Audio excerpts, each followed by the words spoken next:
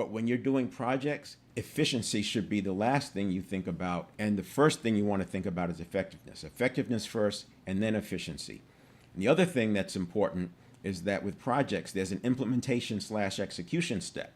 And that implementation or execution, that could require months of change management, maybe even years. It depends on how big the project is and whether it's a transformation or a pivot. Small pivots require less change management because you already have a common language. Major transformations introduce a whole new language, and that new language brings with it cues and conditioning, conditioned responses, et cetera, and you can see why I say culture eats strategy for lunch.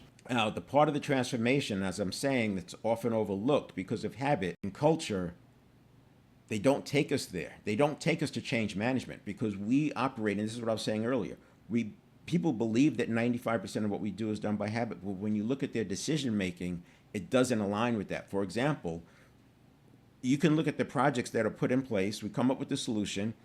Hopefully there's testing, and I prefer to do testing with real audiences along the way. You just put together short-term fixes and you test with the audiences because that contributes to the change management. But the typical model, I shouldn't say typical, the model I often see is that they take the project output, they then build a communication around it, and then they go tell people to do it. Well, if we believe that 95% of everything is done by habit, then why would we not deal with the habit change first before we introduce that project?